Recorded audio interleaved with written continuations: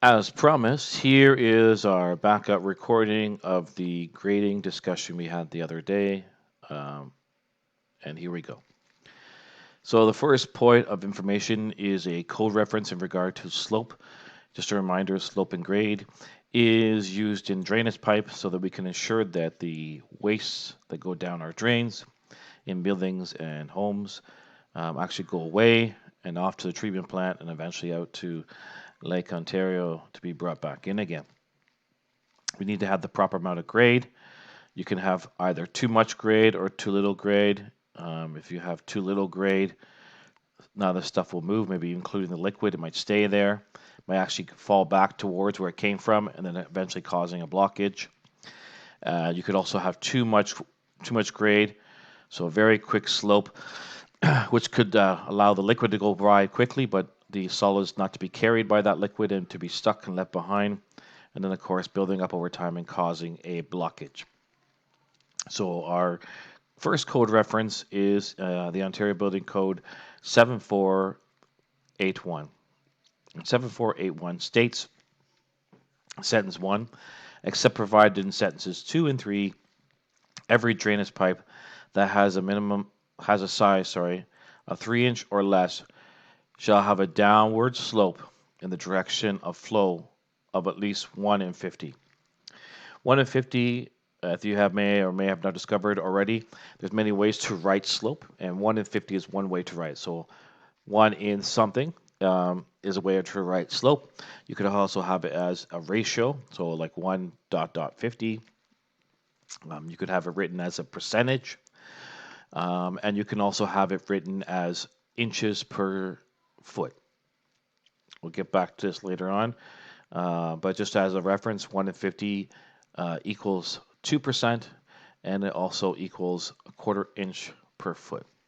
Sentence number 2 says sentence 1 does not apply to a force main. A force main means something that's being forced out, pumped out in the drainage system. Sentence 3, where it is not possible to comply to sentence 1, a lesser slope may be used if it will produce gravity flow not less than 0.6 meters per second.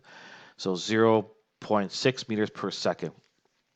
And again, it has to meet that test that you can show that even though you have a lesser slope, so lesser than 1 in 50, maybe 1/8 of a slope, you have to be able to prove that your waste and your flow will move zero point 0.6 meters every second.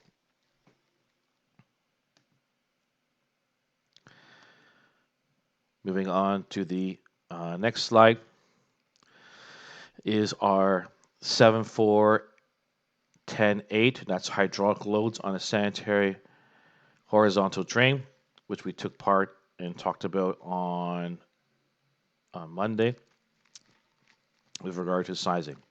So sentence 1 says, except permitted by Article 7410-7, hydraulic load that is drained into a horizontal sanitary drains pipe shall conform to Table 7410-8, and it's based on size and slope. So if you recall from the other day, 7410-7 was the table for horizontal drainage from 1.25 inches, 1.5 inches up to 2 inches, and it had a maximum load of 2 inches at 6 fixture units. After which point, when you wanted to go up to 3-inch pipe and more than 6 fixture units, you had to use 7410-8, and 7410-8 had a requirement as to what slope you were using to determine which size you were going to use as along with your fixture units. So this is a little bit of a hazy picture of that table. So 7410-8, as we can see under column 2, 3, 4, 5, 6, and 7. There is a slope designated. So under column 2, it's 1 in 400. Under column 3, it's 1 in 200. Under column 4, it's 1 in 133. Under column 5, it's 1 in 100. The column 6 is 1 in 50, and then column 7 is 1 in 25. These are the slopes related, and below them are the fixed units of maximum that can be used in the sizes that are located to the right, which we talked about the other day.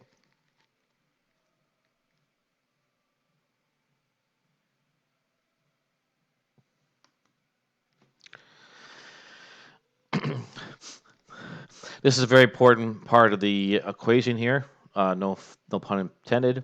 This little triangle on your screen here is a method of finding a formula for one of the three items. So we have at the top of the triangle total fall, bottom left we have length, and bottom right of the triangle we have grade. As long as you have two of the three, you can find the third item. So let's just say that we want to find total fall.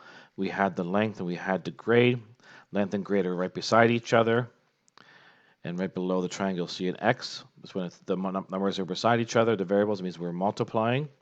So if we had the length, we times it by the grade, we could find out what the total fall over that length of pipe was. If we wanted to find the grade of the pipe, we would have to know the total fall. The total fall is over top of the total length.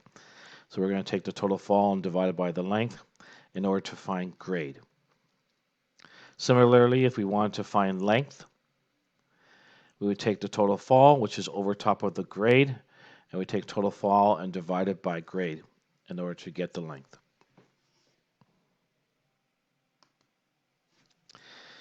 This picture on our screen here is just a triangle, but if we imagine from left to right, as I bring my cursor across the screen, we pretend that this part of the triangle is a piece of pipe. So as the piece of pipe is getting further from the home, further and further and further away from the home, the pipe goes down deeper and deeper. Over the course of that length of the pipe, or distance, as we're getting deeper and deeper because of our grade, we will determine a total fall. So from that left-hand point to the right-hand point of the triangle, I could determine my total fall, which would be the left-hand side of the triangle. That's my total fall. I started at this point, and I got this deep at the very bottom of that triangle. Inversely, I can say that from that tip of the triangle all the way to where the tip of the triangle stops deep in the ground, that is my total length. And then my total grade is determined. If I wanted to find my total grade, I could take my total fall on the left-hand side, divided by my length, in order to determine what my grade was per foot.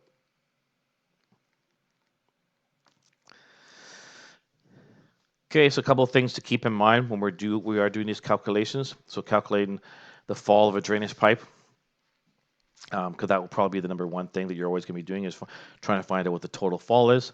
As you can see by the previous screen, we're digging a trench to put our pipe into underground. We needed to know how deep we're going to go as we get further and further out. So calculating the total fall would be a very important thing. But again, like I said, if you wanted to find out any of the other two missing pieces of the puzzle, you could do as well using the various formulas.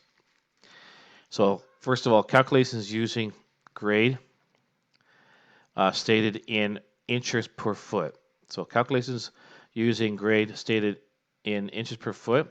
When inches per foot are used for the grade, the total fall is calculated in inches. When the inches per foot is used for grade, the length must be in feet. And another point here at the end, always convert grade to a decimal before multiplying. It makes it a lot easier. So if I have a fraction, 1/8, 1/4, to convert it to a decimal makes it a lot easier when I multiply it to the other number. So, and again, total fall equals length times grade, and then F, which is total fall, equals L times G. So here's a couple of examples for us. We're trying to find the total fall of a piece of pipe. So it says, what is the total fall of the pipe that is 100 feet long and has a grade of 1/4 inch per foot?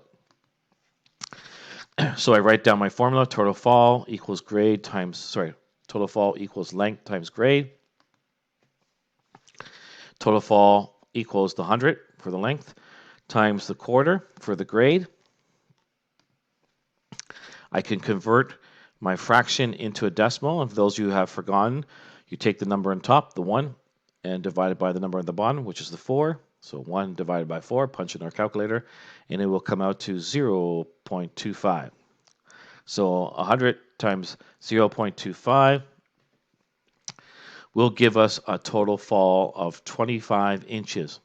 So keeping in mind, I was in inches per foot was my grade. That means my final answer for total fall will be in inches. So 25 inches over that span of 100 feet at a grade of a quarter inch per foot. Next up, we have a question here, and it is what is the grade of a pipe that is 200 feet long and has a total fall of 25 inches? Again, using my formula at the top of the page, grade equals total fall divided by length. So my total fall was 25. My length is 200, so 25 divided by 200. When I divide that, I get 0.25 inches per foot. To put it into a nice clean fraction, I can times the 0.125, and I can multiply by 16. I multiply that by 16, I get 2/16. Reduce that 2/16 because they're both equal numbers, and I get lowest terms 1/8. So 1/8 inches per foot is the final answer. And that concludes our video on the grade.